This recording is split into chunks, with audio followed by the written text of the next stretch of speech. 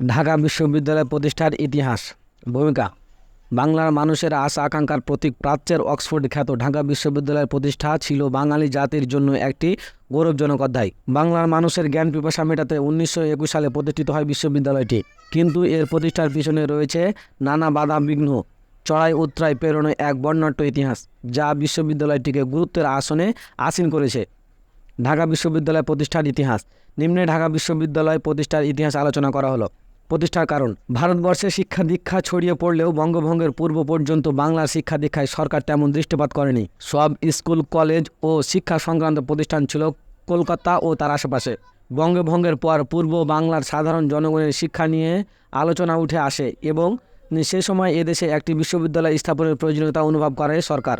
সরকারের নিকট প্রস্তাব: 1906 সালের নবাব সলিমুল্লাহ, নবাব আব্দুল লতিফ সহ বাংলার প্রথিত যশা শিক্ষিত প্রভাবশালী মহল ইংরেজ সরকারের নিকট পূর্ব বাংলার একটি বিশ্ববিদ্যালয় স্থাপনের প্রস্তাব করেন। সে মতে নতুন প্রদেশের গভর্নর স্যার ব্যামফোর্ড ফুলার একটি পরিকল্পনাও হাতে নেন।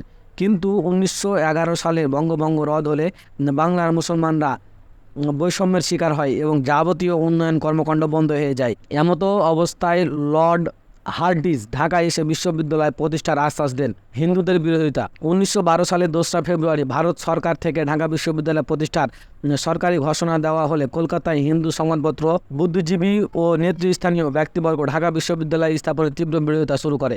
বাংলার চাষাভূষাদের জন্য বিশ্ববিদ্যালয় অর্থহীন বলে সংবাদপত্র, সভা সমিতি, সেমিনার উপহাস করতে থাকে। বিরোধিতা সত্ত্বেও সরকার বিশ্ববিদ্যালয় প্রতিষ্ঠার পক্ষে অনড় থাকে।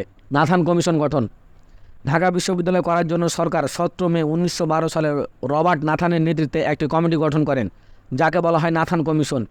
এই কমিশন ঢাকায় একটি আঞ্চলিক ও আবাসিক বিশ্ববিদ্যালয় স্থাপনের রূপরেখা প্রণয়ন করে সুপারিশ করে। তবে সরকারের অর্থ বরাদ্দে ঘাটতি ও বিশ্বযুদ্ধের কারণে প্রতিষ্ঠার কাজ বিলম্ব ঘটে। ঢাকা বিশ্ববিদ্যালয় প্রতিষ্ঠা: 1919 সালে ঢাকা বিশ্ববিদ্যালয় বিল কেন্দ্রীয় ব্যবস্থাপক সভায় উত্থাপিত হলে 1920 সালে সেটিকে আইনে প্রণয়ন করা হয়। এই আইনের বলে 1921 সালের 1 জুলাই ঢাকা বিশ্ববিদ্যালয় প্রতিষ্ঠিত হয়।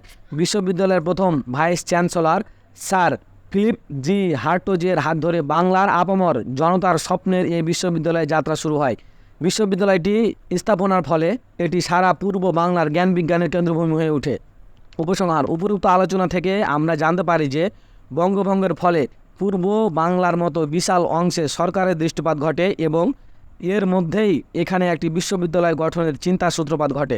বঙ্গভঙ্গ রদের পরে বাঙালি মুসলমানদের ভাঙা মনের ক্ষত সারাতে হিন্দুদের বিরোধিতা সত্ত্বেও অবশেষে 1921 সালে ঢাকা বিশ্ববিদ্যালয় যাত্রা শুরু হয়। পরবর্তীকালে এই বিশ্ববিদ্যালয় বাঙালি জাতির আশা আকাঙ্ক্ষার বাস্তবায়নে যখন যেভাবে প্রয়োজন সেভাবে গুরুত্বপূর্ণ অগ্রগামী ভূমিকা পালন করেছে। নীতিতে, শিক্ষায়, আদর্শে আজও প্রাচ্যের অক্সফোর্ড হিসাবে মাথা উঁচু করে সগর্বে অস্তিত্ব জানান দিচ্ছে ঢাকা বিশ্ববিদ্যালয়।